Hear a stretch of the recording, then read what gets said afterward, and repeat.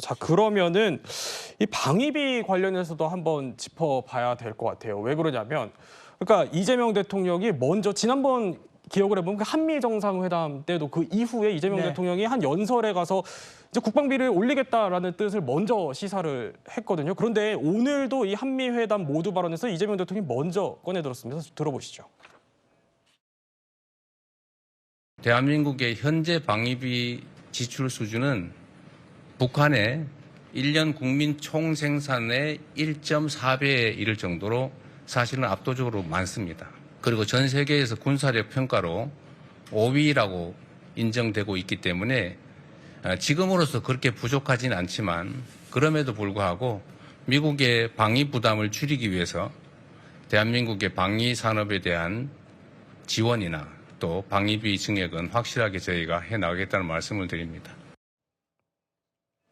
자, 김열수 네. 소장님. 자, 일단은 이게 무슨 얘기냐면 이제 GDP 대비 우리가 지금은 국방비 지출액이 한 2.3% 정도 되는데 이거를 이제 3.5%까지는 올릴 수 있다는 뜻을 시사를 한 거예요. 그러면서 네. 이제 국방비를 먼저 이제 증액을 이재명 대통령이 꺼내든 건데 일단 우리 재정 수준에서 문제가 없습니까? 제가 볼 때는 특별한 문제는 없다라고 생각을 합니다. 왜 그러냐면 지금 이 3.5% 올라가는 것을 이제 연차적으로 이렇게 올리겠다라고 하는 거거든요. 예. 그래서 내년도에 이제 이번 정부 예산안 자체가 내년도 국방 예산안을 올해 비해서 8%로 올렸습니다. 그래서 이제 그걸 3.5%를 달성하기 위해서 매년 8%씩 올리면 2035년에는 문제가 없어요. 그렇기 때문에 지금 대통령께서 계속 강조하고 있는 것이 바로 우리 한국 방어의 한국화. 네. 소위 말해서 이제 우리가 한반도 방어에 있어서 주 책임을 지고 미국은 이제 보조적인 이제 활동을 하는데 초점을 맞추고 있지 않습니까?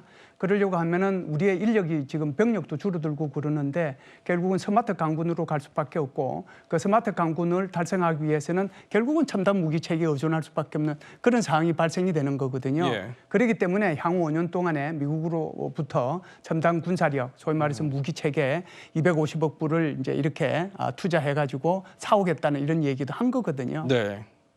아니 그런데 김인환 교수님 문득 드는 생각이 이런 생각도 듭니다. 지금 관세 타결이 잘 안 되고 있으니까 국방비를 늘리는 거는 뭐 나토를 포함해서 트럼프 대통령이 어떻게 보면 업적, 치적으로 세워왔던 것들인데 이 관세 타결을 좀 우리 쪽으로 협상이 유리하게 되지 않으면 우리 국방비 올려줄 수 없다. 이렇게 혹시 나올 수는 없었을까요?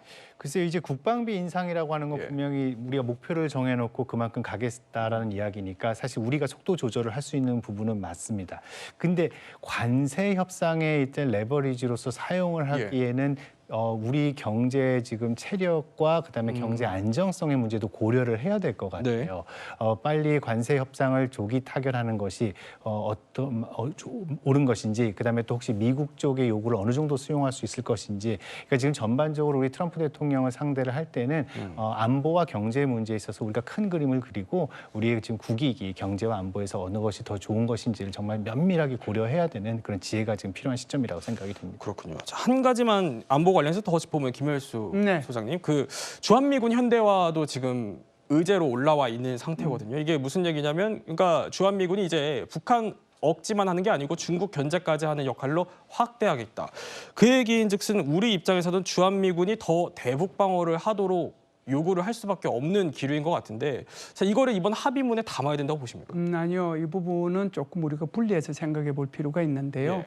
이번에 사실상 위성락 실장하고 루비오하고 합의한 것은 안보 분야거든요. 안보 분야는 세 가지로 딱 확인이 됐어요. 그게 바로 이제 한국의 국방비 정액하고 그리고 미국산 무기 사오고 그 반대급부로 한미 원자력 협정 개정한다. 그 세 가지가 핵심이에요. 네. 그럼 지금 말씀하신 것처럼 한미 동맹 현대화 문제가 있는데 한미 동맹 현대화 문제는 예를 들면 그러니까 주한미군의 역할 변화라든지 주한미군의 재조정이라든지 이런 것들이 이제 포함이 되겠죠. 그러면은 다음 달 초 당장 이제 며칠 있으면은 11월 4일 날 지금 그 미국의 국방부 장관이 한국에 옵니다. 그래서 한미 간의 한미 연례 안보 협의 회의를 하게 되거든요.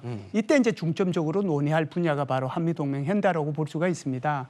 그래서 주한미군 뭐 역할 변화라든지 재조정 문제는 이때 집중적으로 논의되지 않겠는가 저는 그렇게 예상을 하고 있습니다. 그런데 하나 짚어보면 이남희 기자, 그 한때 얼마 전이었던가요? 그 미 국방부에서 주한미군 사령관을 삼성으로 내부망에 표기를 해서 이게 논란이 됐었거든요.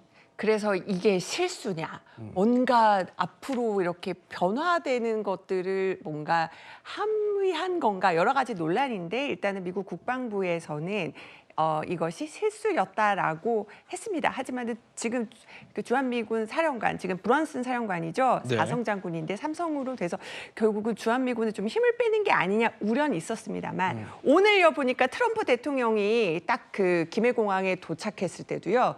브런슨 사령관이 나와 있었습니다. 그렇군요. 그래서 트럼프 예. 대통령 이렇게 맞이하는 모습을 볼 수가 있었는데요. 단순 실수라고 했기 때문에 앞으로 어떻게 재편될지는 지켜봐야 되겠지만 주일 뭐 사령관은 또 삼성에서 4성으로 올리고 우리는 네. 삼성으로 낮춰서 뭐가 역전되는 게 아니냐 이런 얘기는 계속 솔솔 나오고 있는 상황이긴 합니다. 그렇군요. 김열수 소장님께서 더 덧붙여 주시죠. 아닙니다. 그 국방수권법을 좀 이제 말씀을 드려야 될 예. 것 같은데 국방수권법이 하원에서도 통과됐고 상원에서도 통과됐거든요. 그런데 그 내용이 조금 다릅니다. 그런데 상원에서 통과된 내용을 보면 어찌됐든 주한미군의 축소 이걸 할 때는 예산을 이제 거기에 사용하지 못하도록 했고요. 예. 주한미군의 지휘관계를 변화시킬 때도 예산을 사용하지 못하도록 했어요. 물론 이제 하원하고는 좀 다른데요.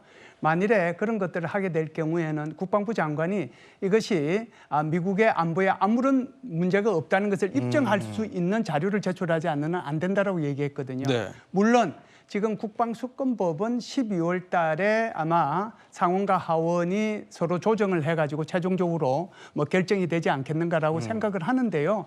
그런 차원에서 본다라고 하면 지금 현재 뭐라고 할까요? 이 주한미군의 규모 조정한다든지 예. 또는 지휘 관계의 변화라든지 이런 것은 당장 이렇게 좀 생각하기 곤란하지 않겠는가? 물론 다음 주에 있게 될 한미 연례 안보 협의회에서 조금 더 구체화될 거라고 저는 생각을 합니다. 그렇군요.